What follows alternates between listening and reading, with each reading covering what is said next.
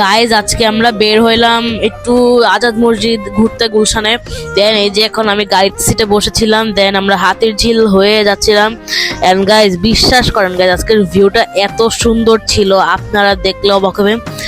So মানে বৃষ্টি টিষ্টি হয়ে অনেক ভালো লেগেছিল। এখন গাইজ চলো আমরা আজাদ মসজিদে ঢুকি। সো তোমাদেরকে এখন দেখাবো আজাদ মসজিদটা কিরকম।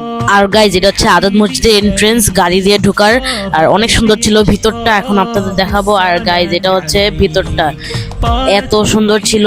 এখানে আবার মুফতি সাহেবদের জন্য বসার জায়গাটাও সুন্দর ছিল এবং সিলিংটা মারাত্মক লেভেলের ছিল।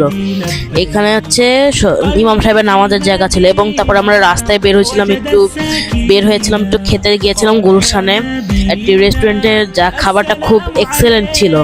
তারপরে যে আমরা গেলাম খেতে নান রুটি আর চা, যেটা আমাদের সবার প্রিয়, বাচ্চা কালের প্রিয়। চা দিয়ে ভিজিয়ে খেয়ে তারপর আমরা আবার বাড়ালাম রাস্তার দিকে গাড়িতে ওঠার জন্য। গাইজ এখন দেখতেছেন তো আমরা একটা মসজিদে ঢুকে যাচ্ছে, আরেকটা, এটার নাম হচ্ছে গুলশান সোসাইটি জামে মসজিদ।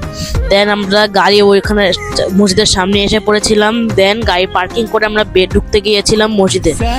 অ্যান্ড গাইজ আমি আজকে আসছি হচ্ছে আরেকটা মসজিদে, এটার নাম হচ্ছে গুলশান সোসাইটি মসজিদ। আর এখন আমি আসি হচ্ছে অজুখানায়। এখন আমি একটু পরে ভিতরে ঢুকবো।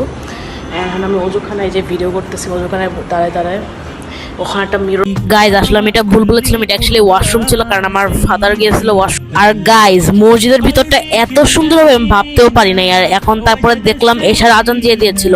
তো দেন আমরা পর আস্তে আস্তে বেরিয়ে পড়লাম গাড়ির দিকে।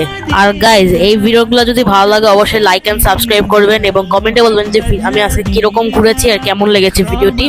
আর দেন আমরা বাসার দিকে ব্যাক করতে গিয়েছিলাম আমার নানুর বাসায়, কারণ আমি নানুর বাসায় এসেছি ছুটিতে।